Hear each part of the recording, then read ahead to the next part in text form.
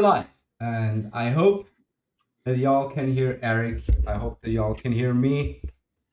Please tell us if you can. We had some minor issues last time out. Eric, how you Can doing? you hear me?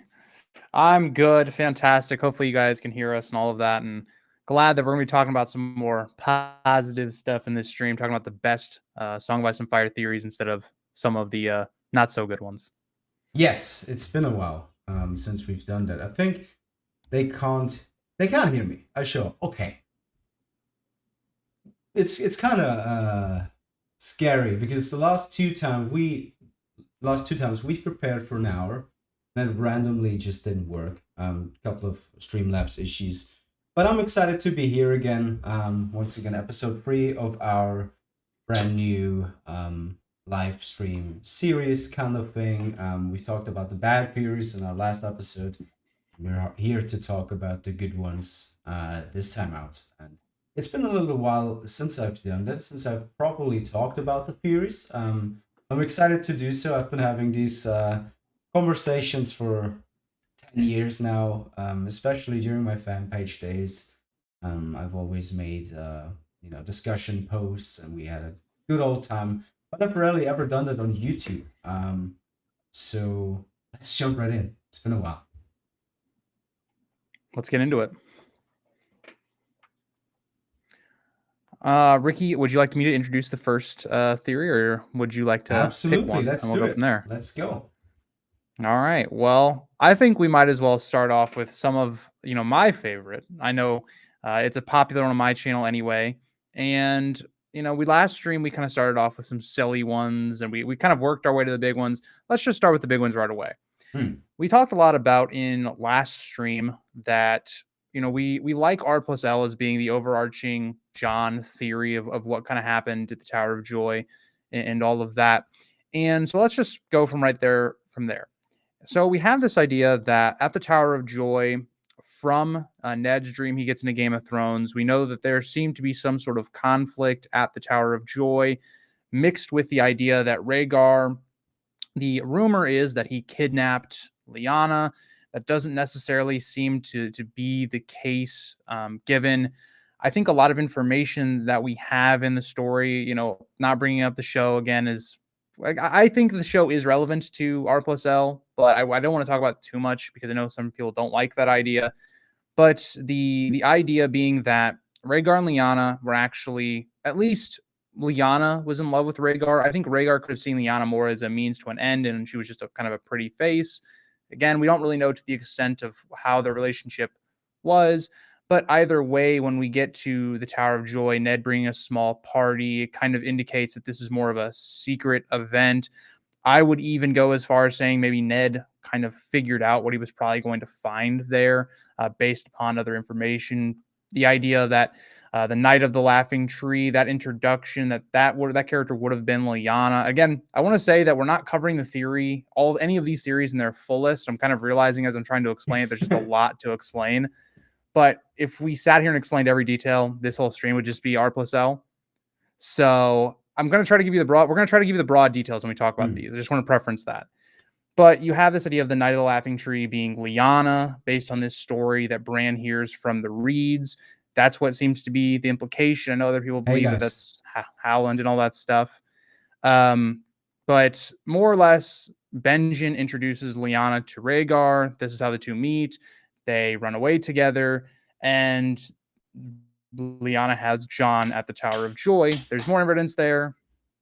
All that stuff. There's some dreams that Daenerys has seem to implicate this idea of Jon at the Wall being this flower that Lyanna is kind of known for, especially given the way Ned describes her in the first book and a lot of the symbolism there.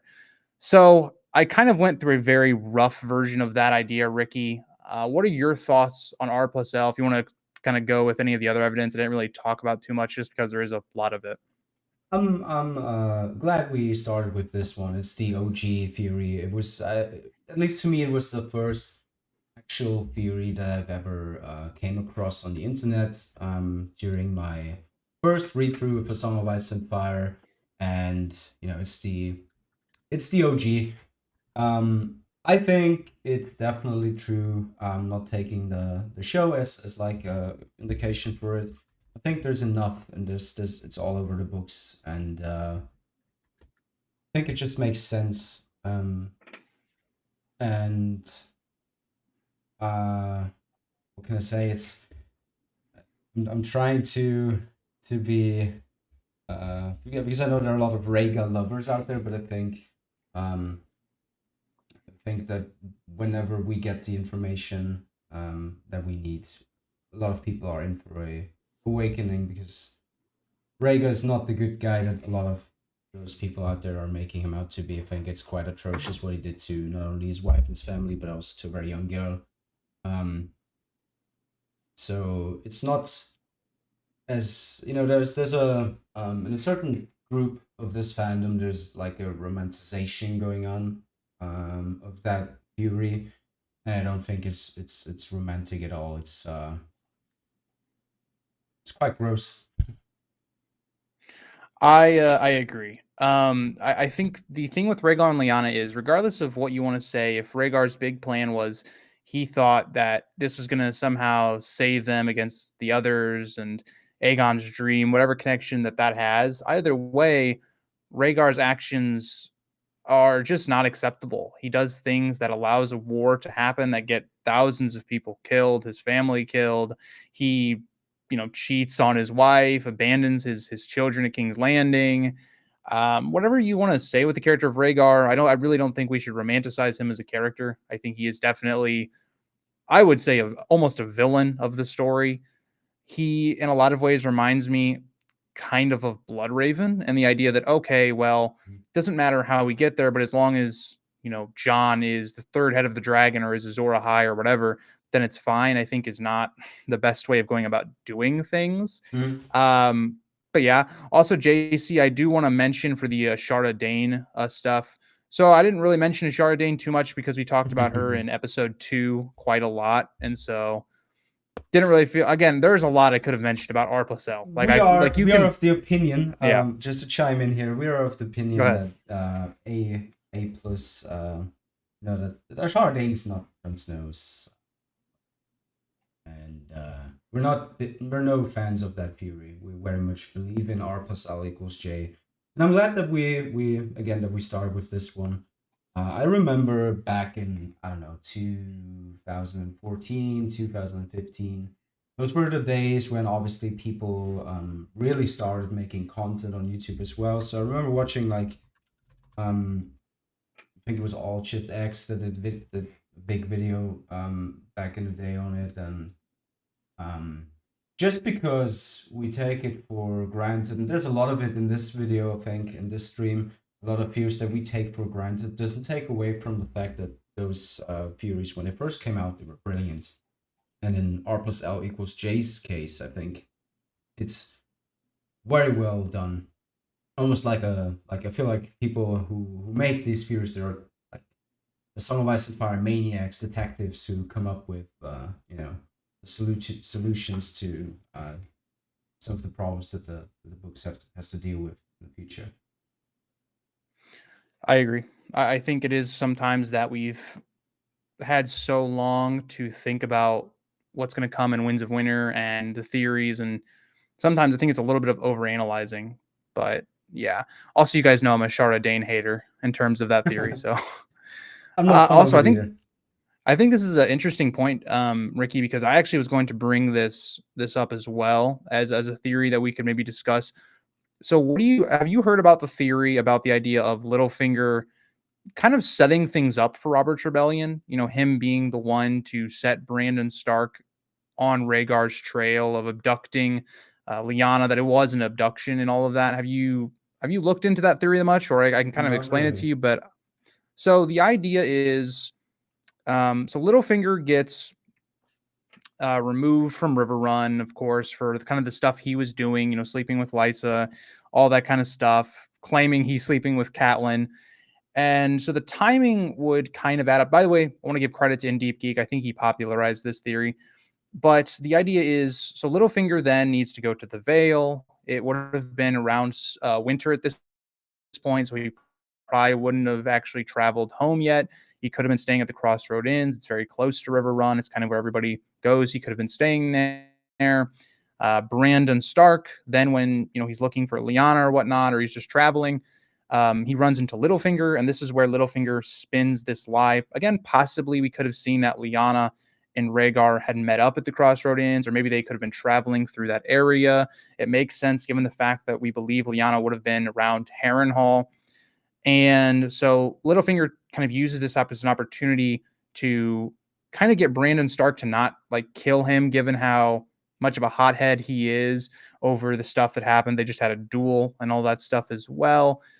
Maybe he spins this lie to get Brandon Stark to take that anger towards somebody else, spin the idea that Lyanna and Rhaegar, he abducted her. We don't really know where that information came from. We don't know who actually spread the idea that Lyanna was abducted. And so then that kind of sets forward some of the things that go in motion. That's more or less the broad theory. There's more to it, but that's kind of like the bullet points, Ricky. It's I'd have to read into it, but that goes in line with a lot of theories that are out there, right? The secret agency type theories. Yeah. Whether it be Qyburn for the Dornish master plan, or Littlefinger with the Catspaw dagger and all. I know that it got debunked, but that was a big theory for a long time. Yeah, it's interesting. I don't necessarily buy into it, but I'd love to read it. It's a very interesting one. Regardless of if you don't believe it, you do believe it. I think it's really put together well by In Deep Geek. Also, Lion, I did put this in the chat, but this is for the best of Song of Ice and Fire theories, the one we really like, and we're going to kind of discuss those in the stream. Also, this is a theory I know we're going to talk about, Ricky, so maybe this is a good segue. Did you want to talk about anything else with kind of the R+L stuff before we kind of transition then to Not really. maybe the next theory? I feel like, to me, that is the prime solution to Jon's parentage issue, and I think it's true. And I don't think that there's much to talk about right now. It'll be interesting once again, seeing how he comes back and how that kind of how it will play a part in the books, because there's a lot of questions. Is he still a bastard? What's his role going forward? Does this have any meaning? I certainly think it will have more meaning than what we got in the show, but as of right now, there's not much to talk about, I think. I agree. I think it has the most evidence to support it. I think I'm not as interested in it getting revealed as to what that's going to do for the story, how characters react to it, and things like that. But I also, before we kind of get into the next one, I also think this is a really important part of the stream as well. Devorlin asks us to define what we mean by the best A Song of Ice and Fire theories. To me, those are the best written, like the most original ones. Doesn't necessarily have to be very tinfoil out there. I certainly appreciate those too. But for example, the first guy that came up with R+L=J is a genius to me. And then, I want to talk about those kind of theories. Not necessarily true. They don't have to be necessarily true to be, one of the best. Agreed. I would throw that in there for me. I think I have a little bit of bias. I have some that I think are favorites for me, but maybe aren't favorites for other people. So I think it's a little bit of that in there as well. Like, what stuff do we really enjoy to talk about or to theorize about? I think that's also a part of it, especially for me, given I'm someone that makes more, theory videos or reacting to other people's theories and all that stuff. So let's kind of segue then into one we already were going to talk about, but that PK brought up, is talking about the idea of Aegon. I believe you're talking about young Griff not being a real Targaryen. And I know there's a lot of theories, but I think specifically we wanted to talk about the idea of him being a Blackfire. And there's a lot of stuff that's just very suspect about the character of young Griff. And I want to kind of just take a step back and think about when he was even introduced into the story. The character of young Griff comes up quite later on in the series. There's one potential mention that JC pointed out to me that's earlier on in the book, so I want to give credit to him about the idea that I don't remember the exact context, but I believe it's Varys talking about the children of Elia and stuff like that, and it seems to have maybe a potential reference to Aegon still being alive or something along those Is lines. I that don't in remember Kevin's? exactly. Is this in Kevin's chapter No, so there's or a earlier? there's a line about like I don't remember exactly, so sorry for the confusion, but it's the idea that when Varys, I think it's Varys talking to Tyrion, says that one of Rhaegar's children is dead or something like that to Mhm. imply that maybe Aegon's still alive type thing. I don't remember. I'd So have to look early back into it. on. So Yes, early like on. Clash of Oh, okay. Kings. Yeah. Okay. So my point I'm bringing this up is when we think about like the Blackfires aren't really name dropped until A Storm of Swords. So they were something that was developed obviously little bit later on in the series. Okay, JC puts this in here. So I read it on Reddit. Varys hints in A Clash of Kings that only one of Elia's babes died at Maegor's holdfast. He specifically says babe, not babes. That's what I was kind of referencing to. Thank you, JC, for clarifying that for us.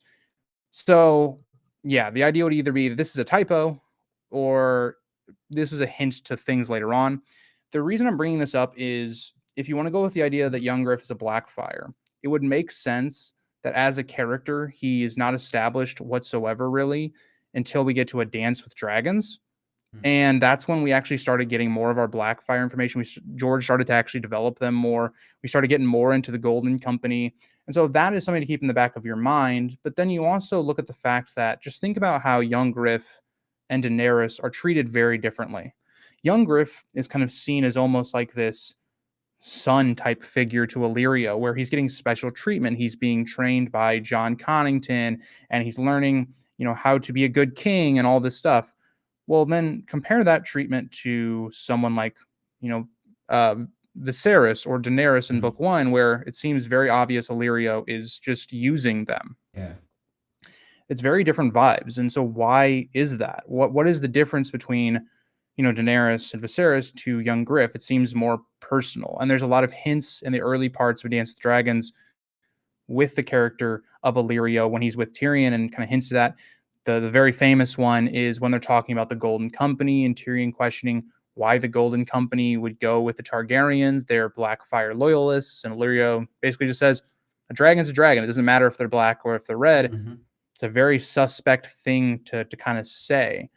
And so then you see Young Griff get the Golden Company. He kind of goes off in his own thing. We've heard George say there's going to be another Dance of the Dragons. Well, why would that kind of be if Young Griff is just who he says he is? He's a Targaryen.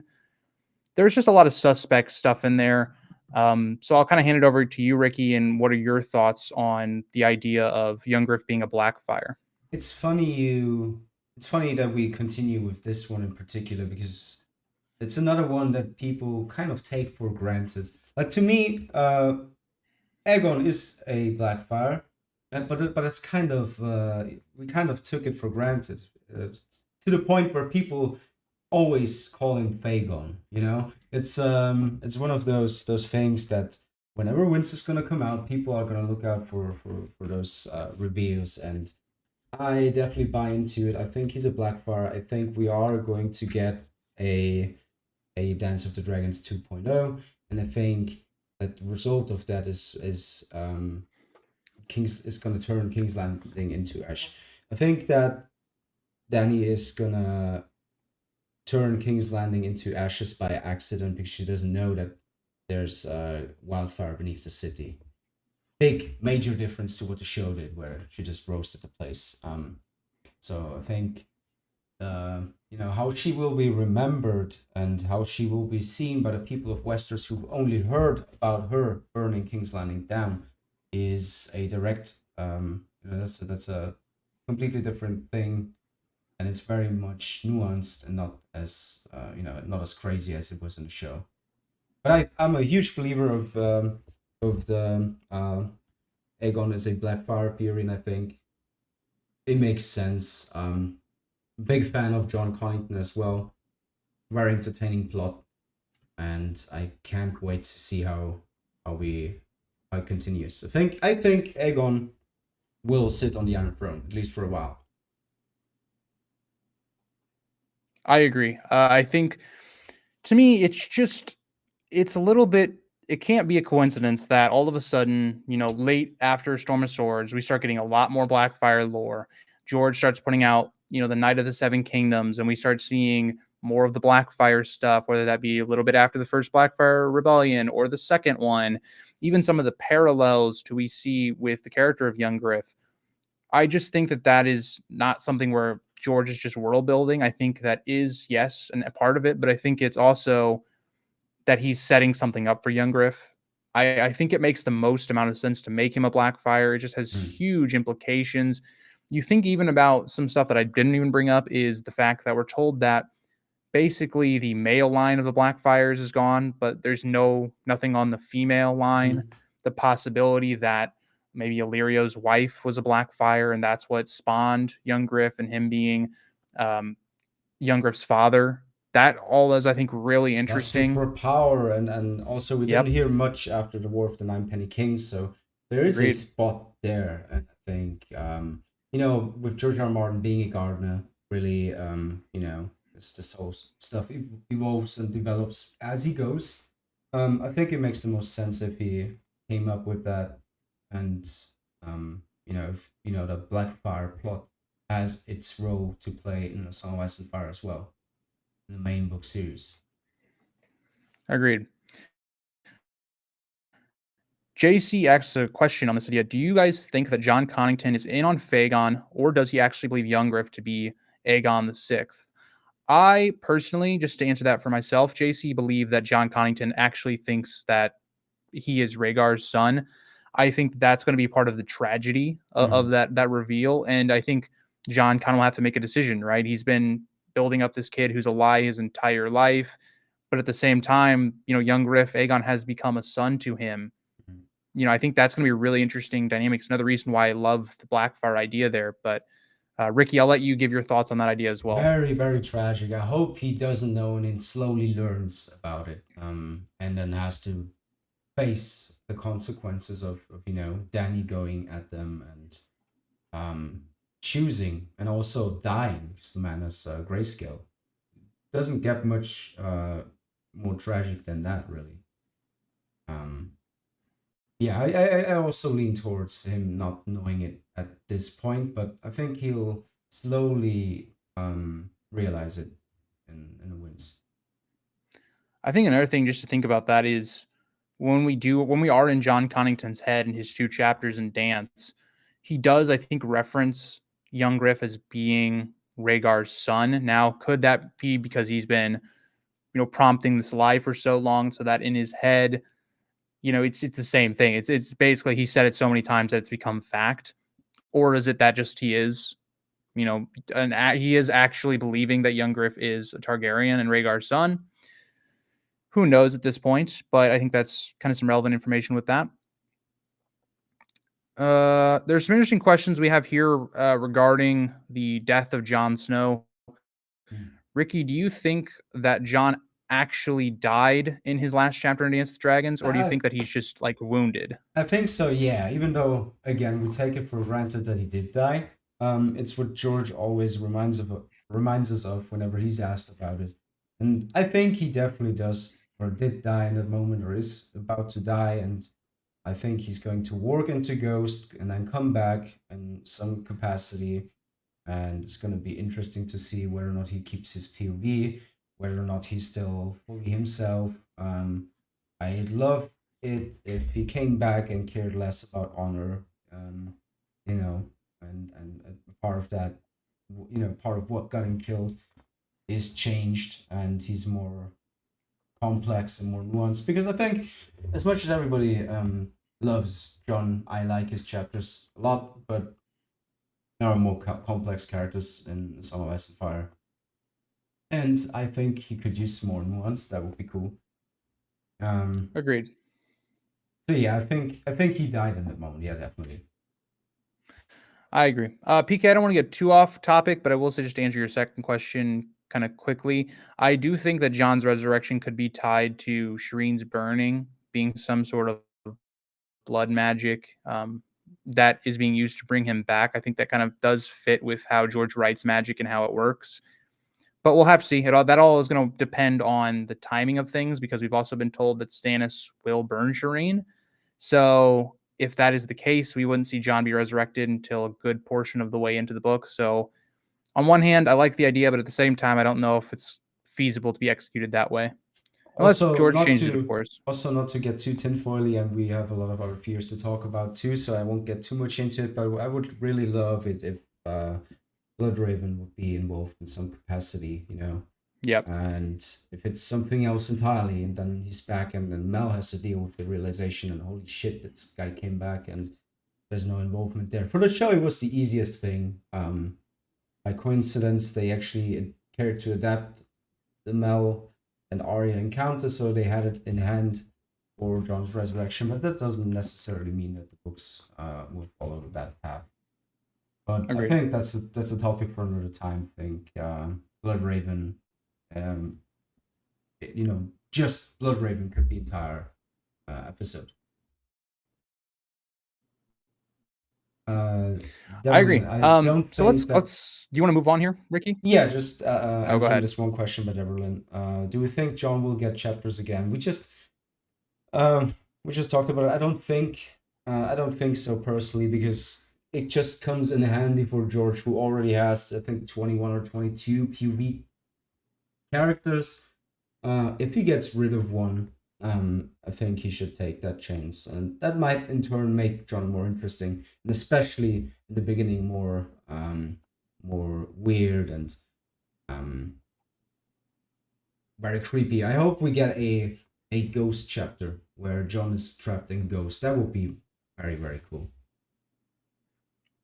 I agree. I also think, just in terms of the Jon POV line, that's already been set up for Mel to kind of take over. I think that's the whole reason that chapter was in Dance, was that when Jon dies, we already have Melisandre there and ready to go. But yeah. Also, before we move on, I'll answer your question as well, JC. What do you think Varys and Illyrio will get up to and wins if young Griff takes the throne? So I know me and you have discussed this a couple times, but I don't think he takes it until very closer to the end of A Winds of Winter, or at least the second half of it.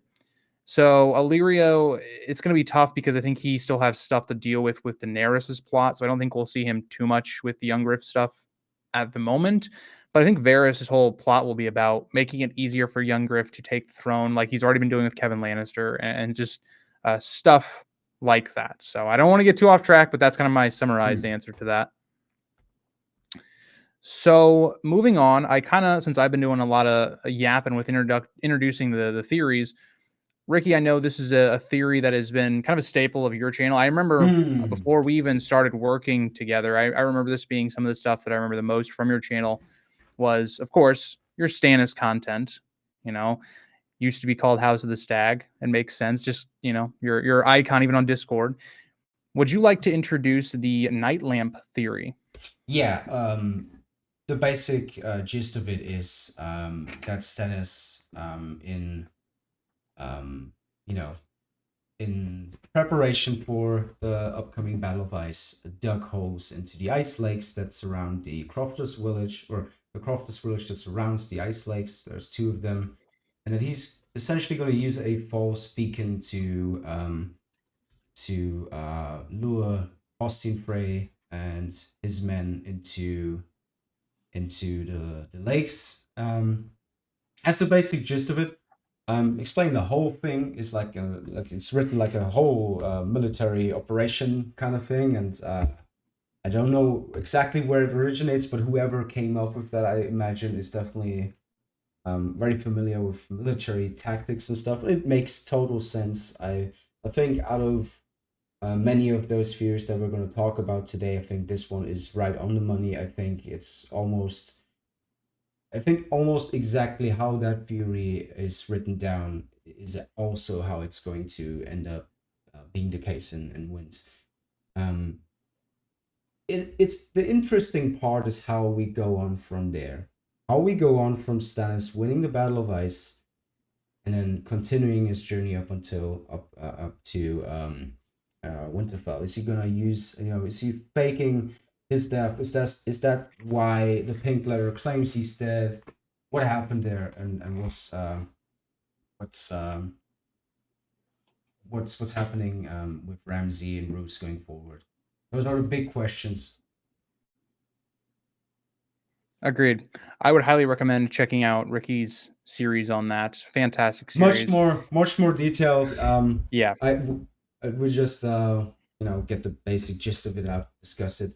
There are I think I've done 4 or 5 videos on that theory, a 3-part series. I think it's a brilliant one, and yeah, it just fits such a great military leader like Stannis. Such a really, it's a great and brilliant strategy. And once again, like Darren says, I take the Nightlamp theory as a fact. We do kind of take these theories for granted. Yep. A lot of them. It'll be interesting to see with a guy like George what he ends up changing. And then we'll all look like idiots, and Stannis really does die, which would be, yeah, kind of stupid. To have him go out against Hostine Frey out of all people. But who knows? Who knows? I think that's one thing if I was George that it would be tough for me. It's because I think so many of these series are just so well written that I wouldn't get caught up in trying to change things that Mm. just make sense and are really well done. Like, yes, we might have a general idea of how things happen, but we don't have maybe the specific details. Who knows how George can write these things, spice it up a little bit. I think that George, if he ever sees things like this, just stick to whatever your original plan is, no matter what you think these theories are, whatever.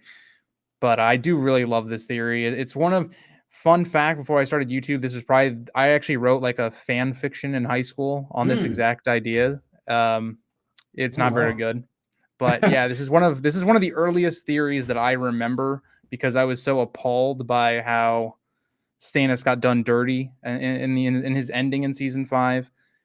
It really just is a fantastic theory. I'll You never just forget it. yeah. I'll never forget it. I was and in vacation with my girlfriend in that time during that time, and I had a small iPad and I watched the episode, and I remember dying during that episode, like slowly, gradually dying over each and every scene. And the episode. I think the episode opens up with Celise offing herself and the army Yep. deserting and stuff.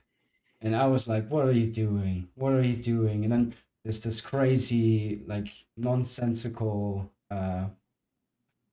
um walk up to Winterfell by the greatest military leader in Westeros, where he just walks up with all his men. And get smoked. By when they even played heroic music for the Boltons. They played heroic music for the Boltons, and then I don't know, like 3,000 horses just spawned in out of nowhere. It's a whole fucking cavalry. That You just got Stannis' disappeared for men the Battle running. of the Bastards. They didn't matter then. No horses there, at least not as much. Yeah, Oh that god, we can't episode get into drove the me Battle of the mad. Bastards. That episode drove me mad. Episode drove me mad, and I think it's season 5, episode 10 might be the episode that I've rewatched maybe once ever, and that was in preparation for back back during the fan page days. I did discussion threads and stuff. I think it was just in preparation for that. I always skip that. Horrible episode. Stannis' plotline in season 5 is probably the most frustrating plotline because it's the closest that they ever got to the real Stannis character, and then they screwed it up. Like they did. Like that's the thing with season 5 is it's so polarizing. Like some plot lines are actually pretty good, the ones that they actually stick more to the books on, and then other plot lines or they just don't know how to finish those plot lines. Like for Stannis, for instance, like they do a really good job in my opinion with him all the way up until almost the very end, and they just completely screw it up. They just I yeah, I don't want to it's get too just much it's into it, but that is why I was so incredibly angry with House of the Dragon, because it's so similar to season 5 yeah. of Game of Thrones. Some of the best Stannis things are in season 5 of Game of Thrones. The same way some of the best Daemon stuff is in season 2 of House of the Dragon, and then it ends with such nonsensical, stupid things, and now I'm just left not caring as much. Well, what's going on? It looks like you're having a party. I can count I can count the pixels. Everything going around. All right. I don't know. Oh, that But changed. You're back again, but it looked like you were having a big ass party. maybe I was. Maybe I Hmm. was. Just while you were talking. By the way, since Oh we're my god, I talking just saw it about on great stream. setup. What the hell? Looks like you're having a party, like smoke and everything. We're gonna say that's planned. I'm watching it back on the stream right now. That is wild. I have By the no way, idea what chat, that possibly is. can we But appreciate Eric's new setup? Proper news thank channel you. now. We are Thank you. back with some of so far news. I'm Eric, your Yeah. host, and This this is is gonna be a news anchor. I'm gonna start formatting it that way. No, it looks great. Looks really cool. We're gonna start cutting to like on ground footage showing Winterfell and the blizzards going on. Yeah. But anything else, Ricky, you want to talk about before we move on, or any comments you want to address before we head on to the next one? Not really. I think if you're interested in my take on every little minute detail, feel free and watch my 3-part series on Stannis that we did I think a year or two ago. Yeah, I've talked about it a million times on this channel. It's kind of like it's kind of the thing that started this whole YouTube channel for me, was Stannis and his role going forward. Agreed. Again, I think great theory, and let's move on.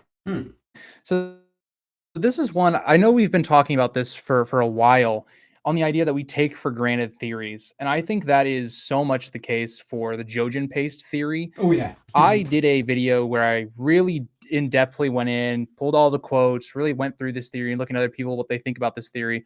And it's such a well-crafted theory right now that it's almost like people don't even consider this a theory anymore, that it's just the case. Like this is just what happened. And for people that don't know Jojenpaste, who are living under a rock, unfortunately, the idea is that Jojen was basically killed, put into this paste so that Bran could awaken his powers using a lot of things we've kind of seen with the North, with their blood magic sacrifices to gain power with the old gods and things like that. You mix that with Jojen in the way he's acting in A Dance with Dragons specifically. He seems to be acting like his death is coming. There's lines all throughout the books, and especially in A Clash of Kings and A Storm of Swords, where he seems to imply that, oh, his death is not now, but he seems to know those events.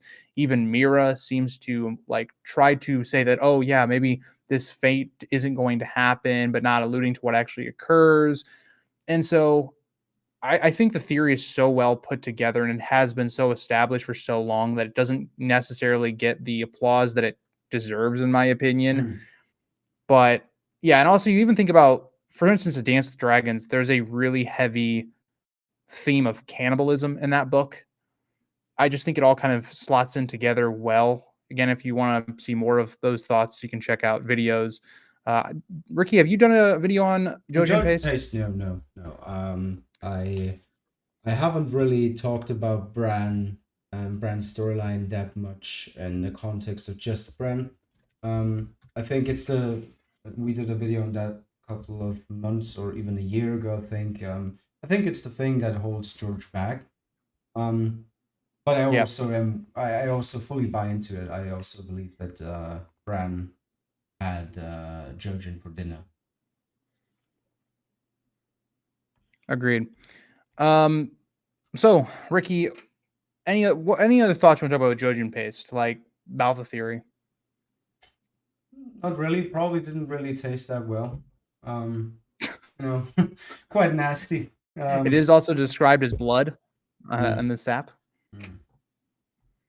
But it's interesting But that yeah, so again, this in the context of the theory, that this awakens Bran's abilities. That's it kind of tells you or kind of foreshadows how dark that part of A Song of Ice and Fire really is. It's nasty, and not like the typical, fantasy stuff where, Bran is the hero and he's going to learn the craft and then it's all gonna work out. No, he ate his best friend that carried him over to the fucking place. It's quite Agreed. dark. Quite dark.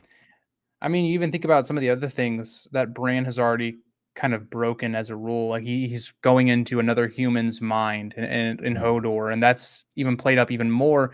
He's becoming almost immune to that in A Dance with Dragons. Like he's just like, oh, I'll go into Hodor, not worrying about any moral arguments to if he should be doing that just because he wants to. He's kind of bored in the cave. He wants to go exploring with Mira. There's a lot of that kind of leaves us with question marks about Bran. It's one of the reasons that it's so jarring, in my opinion, because Bran is a character that I think a lot of the community is not in love with. They don't, love his POVs. What's so crazy to me, especially when I did my Dance with Dragons retrospective, is Bran is such a good POV in that book. I think all of his chapters are really awesome. And he finally gets to where like he's at a point where I think he's at a really good spot. He's his most interesting. And you can tell George from that point was like, okay, he really had to think about it and wanted to give himself some extra time for figuring out Bran's plotline because then he just disappears. Like Bran is just gone. Like Literally about a third and a half gone. Literally the first character that came to George's mind when it comes to Song Ice and Fire. That's how important he is. Yep. And he wants to get it right, and it's taken him 14 years now. Yeah. Bran and good POV in the same sentence. Heartbreak emoji. Come on. Oh, it's always Bran and Brienne. For me personally, it's Victarion. That gets on my nerves. Oh, you're not a big fan of Victarion? Nah, I hate the whole idea of his character. I get he's badass and oh, haha, funny. He's kind of stupid and he makes this big brags and claims and it's just not on the same. Oh man, level. Rick, you're gonna get some hate. I don't care. My Shada loves him. It's not the same. It's not on the level of the other POVs. It's just, I'm warrior, go battle. It's I don't know. I feel like I do it. Here comes Ashley. Sorry, Damn it, Ashley. No, I get it, and then you probably don't recognize me because of my red arm. It's like, I get being a fan of him, like the Viking in the midst of it all, but come on, compare him to fucking Euron. like what are we even talking about here, See, I don't think I'm as I don't dislike Victarion's POVs, but I think that Victarion is entertaining to read. But at the same time, that's my thing. I think Victarion is fun and entertaining to read, but at the same time, I don't think he's, for instance, better than a lot of the other POVs. I think he's just, I see a Victarion POV and I'm like, I don't even remember where I placed Victarion on my POV list, but I mean, if you compare him to other major POVs, Brienne's obviously better, Jaime's better, Cersei's better. Yeah. All the main POVs of the last two books, most of them are better than Victarion. Yeah. I will say that. I don't dislike Victarion, but I do. Yeah. I know. I'm sorry for the people. You have my level of hate for Quentin that you have for Victarion right now. All right, let's move on so chat doesn't get too mad at our Victarion slander. This is my personal favorite theory. R plus L equals J was my favorite theory for a long time, I would say. And this theory supplanted it. And, I feel like my audience knows what my favorite theory is, but my favorite theory is the Grand Maester Conspiracy. All right, here we go. Ashara, don't spoil this with bringing up Ashara in this stream. His favorite theory, guys. No.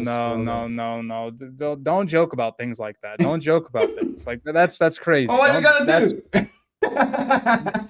This is Maester slander right here. This is why. Okay, hey, you're on the Voice of Old Town channel. So. I know this is slander. This is slander. Okay, But let me get again. I could talk the whole stream about this theory, but we're gonna give it very summed up, very quick version of basically the theory. The theory comes up from in the main series. We have this idea that in A Feast for Crows, Marwyn tells Samwell, "Who do you think killed the dragons the first time?" Implying it was the Maesters, it was Old Town, all that type of good stuff, fun stuff, which sparked some interesting thoughts, but that didn't really, I don't think, evolve into anything until we started to get more of the lore of the world, when we started to get, fire and blood, because how can you figure out those claims are correct or not correct when we didn't have really any information into the reign of the dragons, especially in like a book form? We also got a little bit more that backed that up from a claim from Barbary Dustin about the Maesters, and that all these southern ambitions were from Maesters. And whereas I don't know if I necessarily believe her, because she has some other motivations to why she's saying that, I do think there's some interesting questions there, right? All of a sudden, the Starks are trying to do these southern ambitions. Was that just because Ned's father wanted a little bit more power and security? Was he just trying to expand his horizons? Like things like Ned going to the Vale to be fostered, unheard of. The Starks usually almost always marry northern lords, or lords that are with the old gods, for instance. So that all of a sudden kind of changed here. And so there's a little bit kind of suspicious stuff there. You then go through all of a Fire and Blood, which is my baby. I love this book. It basically is all about, it's kind of, I think you get enjoyment off of this book how you read this book. I read this book based on, okay, what are we being told in this book? And is that the correct answer? Is the reasons it's being told that way? All that stuff. And so, for instance, I have a Google Doc of just page references that I'm going to do for my Maester Conspiracy updated series. That won't be out for a while. But the point of it is, there's things that are being told to us. You think about Fire and Blood, it is written almost purely through Old Town, through the Maesters, through all that. Should we question some of that stuff? Ashley's freaking out. Sorry. Ashley, we have to question Barbary Dustin as a source, not discounting that she may, be wrong. I'm not saying that she's just straight up wrong, but I'm just questioning, a woman that is very motivated by the loss of Brandon Stark. Yeah. She might be just trying to cope a little, but I think her point is valid about, yeah, that's all I'm gonna say, Ashley. But yeah, majority of the theory again is just sus stuff that the Maesters or the Faith or the High Towers do, and their connections to each other. All of that. That's a summed up idea of it. Ricky, I'll let you go as a man, a defender of the people of Old Town. I love that theory, and especially, not necessarily for the implications on the story going forward, but what happened during the Dance of the Dragons. That there is the possibility that the Maesters were involved, and then during the storming of the Dragon Pit, what and how did they manage to help? What did they do? There's opportunity for magical aspects. There's so much room, and then when you watch the television show, and you get past season 1, there's not even anything slightly interesting regarding the Maesters, not even an Old Town plot. But let's not talk about House of the Dragon. I think that they are definitely involved, and just judging by their involvement in the many uprisings against House Targaryen, and how they control information, and I love that theory, and I hope I still have slight hope that going forward, whatever television show it is that we are that we're getting a version of it. Why are you laughing? What happened? What are you laughing about? Something in the chat. I just saw this comment. Ricky and Greece are currently conspiring with the Maesters to besmirch Lady Barbary. I would never conspire with the Maesters. Nah. Are you kidding me, JC? I would. Are you kidding me? You know how much stuff I talk about all the Targaryens that the Maesters hate? I will not accept that slander. I did a stream on Reyna, and it was like an hour and something long, and we're still on part 1. It needs a part 2. Um, but yeah, I think the Maesters are definitely working in the background, and it would be interesting to see how it continues in Wind's dance, how they are going to react to Daenerys' arrival, to Youngriff's arrival. And once again, that propaganda could be used to influence the people of Westeros once Dany does land. You know, she's mad. She tortures the city, completely leaving out the fact that you know, there's wildfire underneath the city, and that she fought a war against a usurper. Um, interesting. I love anti-Targaryen shit. Agreed. Even though I love the Targaryens, but I still like learning about all that. I mean, this is the interesting point though, because I want to bring this up to you, Ricky. Is this theory is not exactly one theory. There's variations to this theory of what people believe. Some people believe it's the entire Maester order, that all the Maesters are somehow involved with this, which I personally don't think is the case. I think it's more that there's a hierarchy at Old Town or with the higher ups of the Maesters that then maybe use what they want to teach. They teach that to the Maesters, that then maybe they indoctrinate them into believing certain ways. But I don't think they're privy to necessarily what the plans of like the Grand Maesters are and things like Mm. that. So what do you think about that, Ricky? Yeah, I think that they are very much against magic, and whoever and whenever someone holds it, that goes entire against their entire being, and they want to get rid of it. And now that it has returned, I think it's gonna um, leave an impact again. And I think it's gonna be interesting to see how Marvin plays, how Marvin's story continues from here on out, because he doesn't really seem to be that much against it. Agreed. I think that's something that's even more interesting is you think about the Maesters as a whole, and yes, they may have some conspiracy going on, but at the same time, you also have to remember these are human beings that are being placed with a lot of influence. And so even, maesters that we think of more fondly, we look at some of their actions and we go, okay, this was still kind of going against what maesters should be doing. You know, issues. He views Stannis as his son. A lot of stuff they cut from the show, but yet he still acts out and goes and does his own thing. He tries to kill Melisandre. That is not something that the maesters should be teaching you to do. That's him acting, you would assume, on his own actions, and or maybe he's been taught that all magic is really bad. We should get Mm. rid of that. Mel stands in exact, opposite of that. So it's kind of even that as well. It's the human aspect of being a maester and the ability that you control poisons, you control how you can save or not save people, similar to Pycelle. Again, you can go with a lot of different maesters about this. And once again, very big. You So also control information. yes. So Marvin's going to get killed by Victorion and Tyrion, by the yeah, way. I think that there's a lot of that. R.I.P. Marwin. In that case, maesters aren't human; those weasels. Hell yeah, PK. We like that sentiment. Screw the Maesters. But I think that's enough talk on the Maesters, the Old Town stuff. Ricky, unless you want to talk any more before we move on that subject. No, let's move on. I think we have a couple more that we Yes. to discuss today.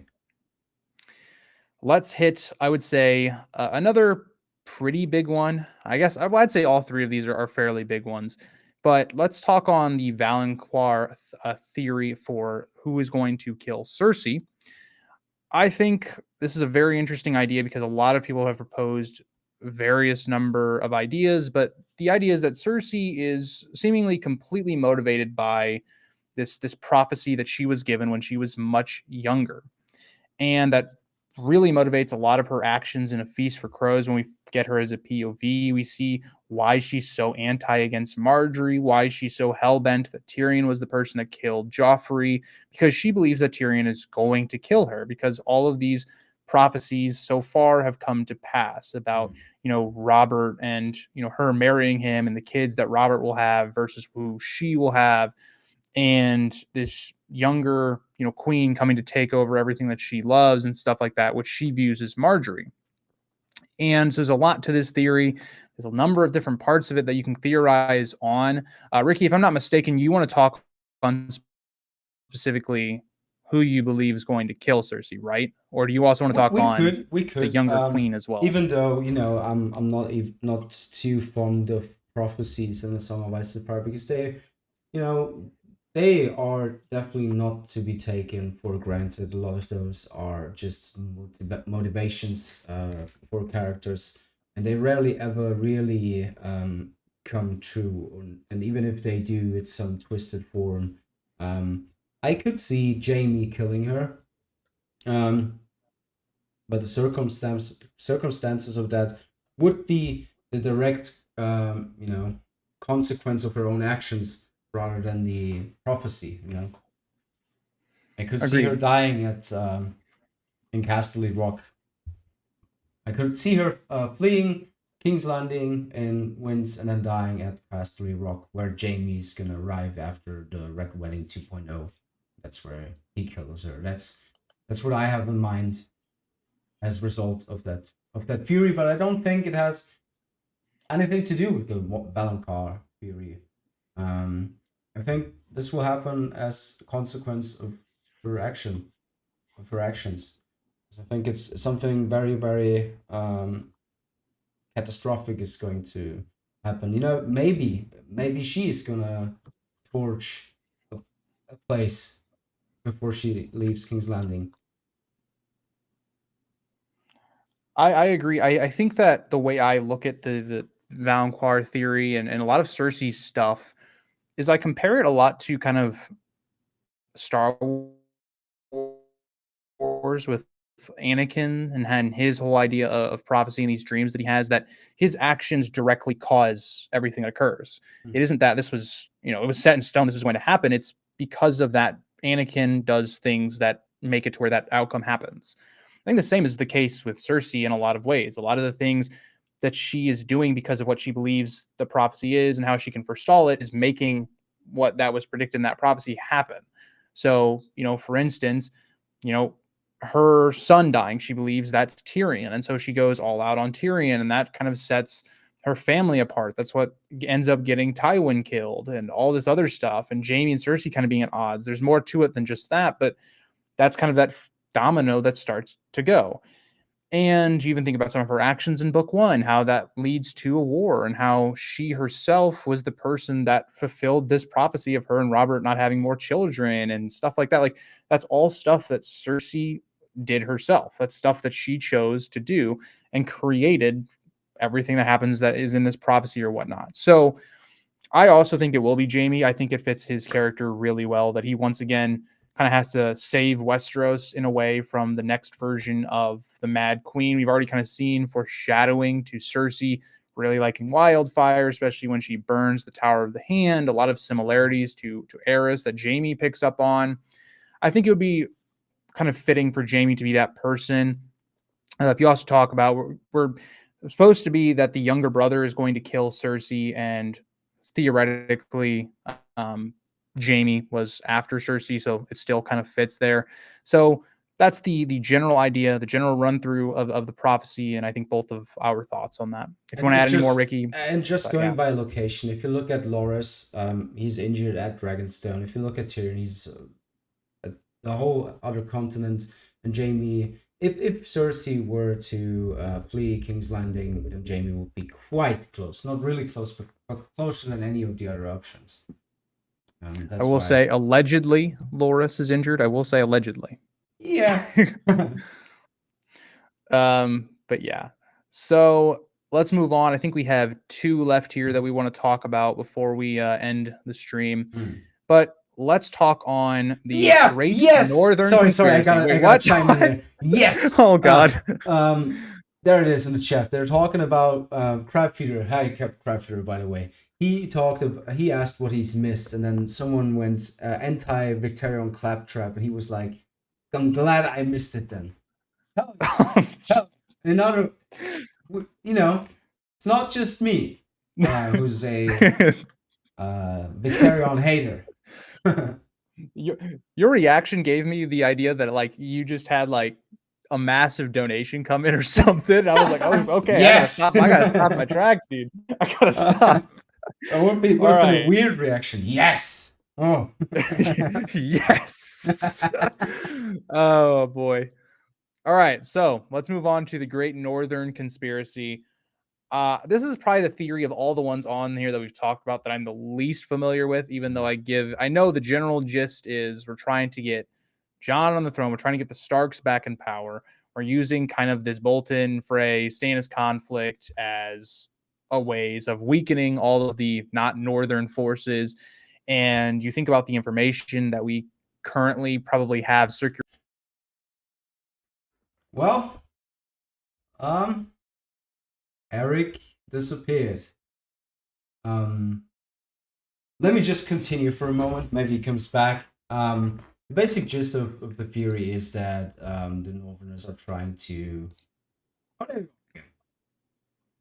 hit Stannis and Roose against each other at the minute.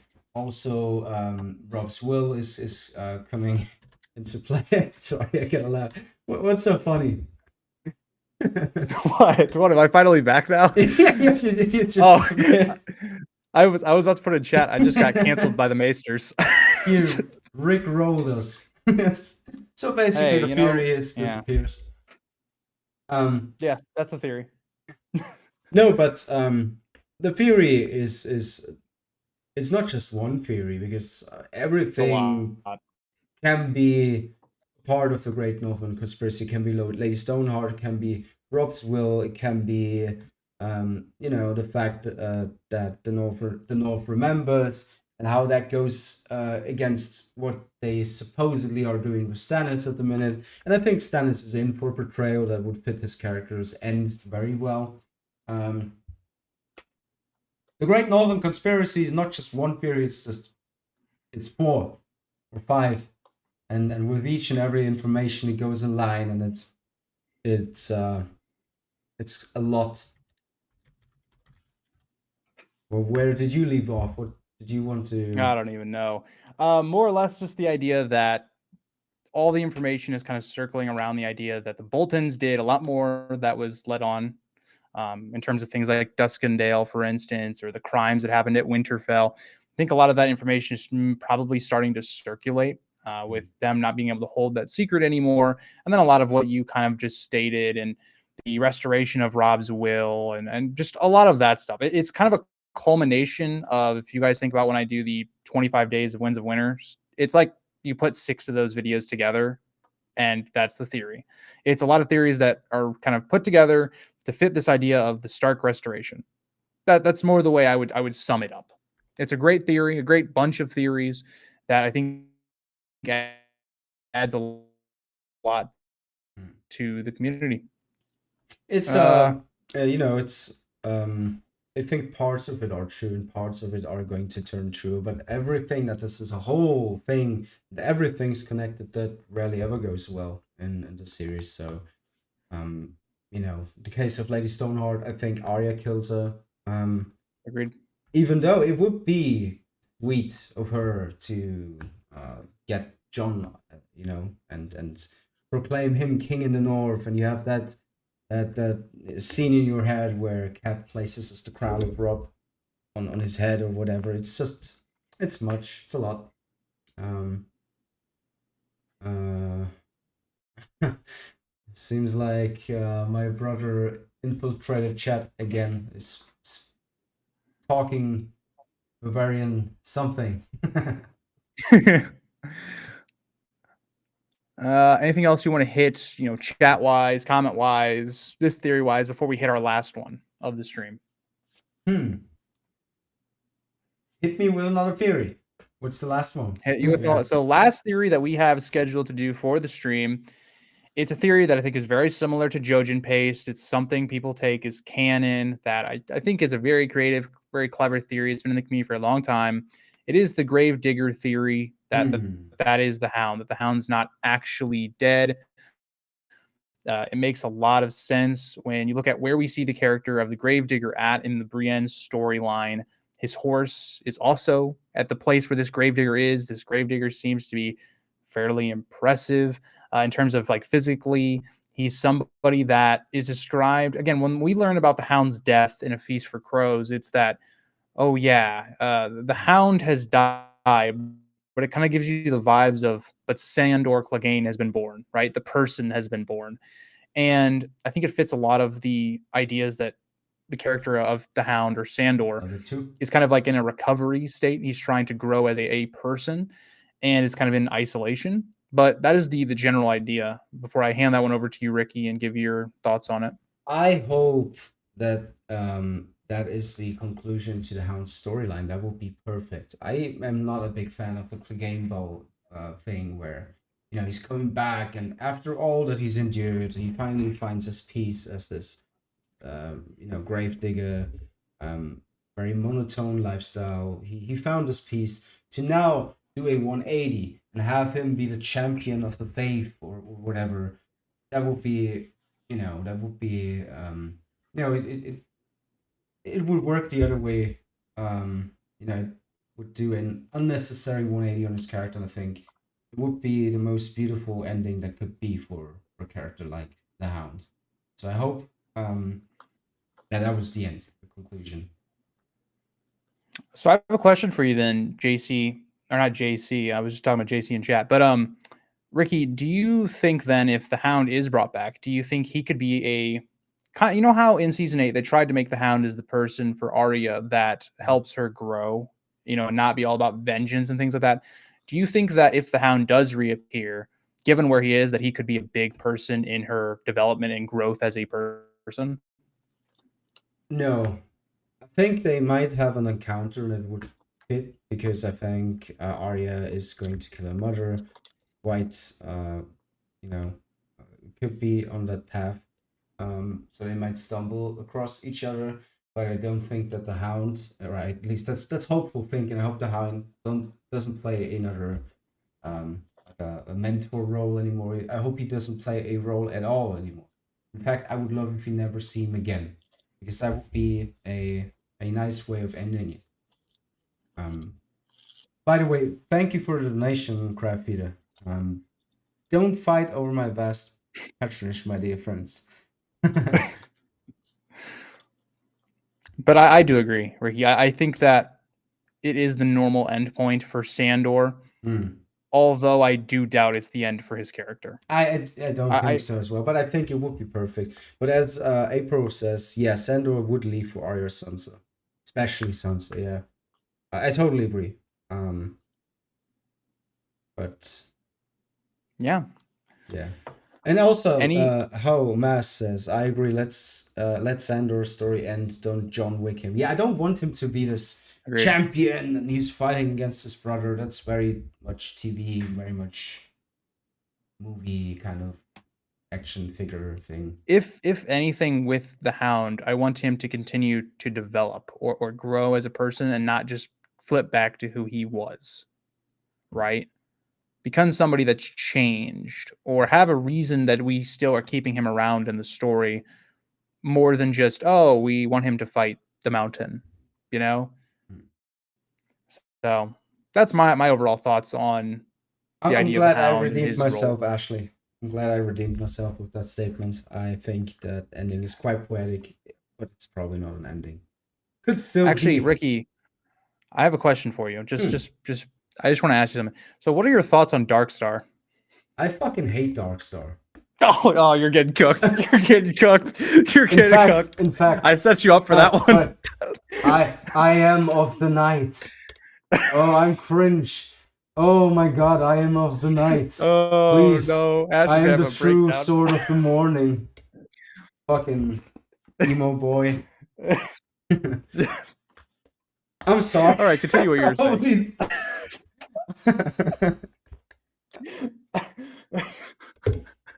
Am I going to get cooked now?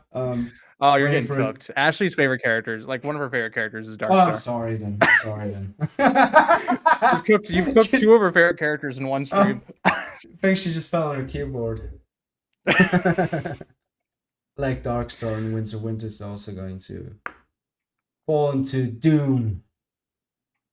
Whoa, April. The Dark Star is not Maegor Targaryen's anything. First, Okay, there's no relation. first of all, just the There's no name, relation. just the fucking name, Dark Star. Actually, Nah, I'm not responding to any of this whatsoever. I am This deadness by is moonlight.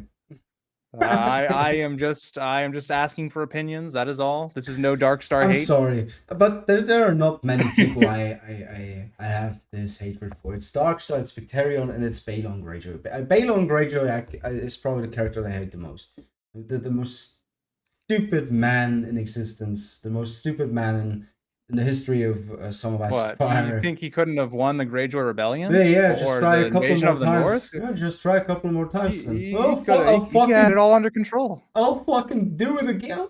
It's just like every time.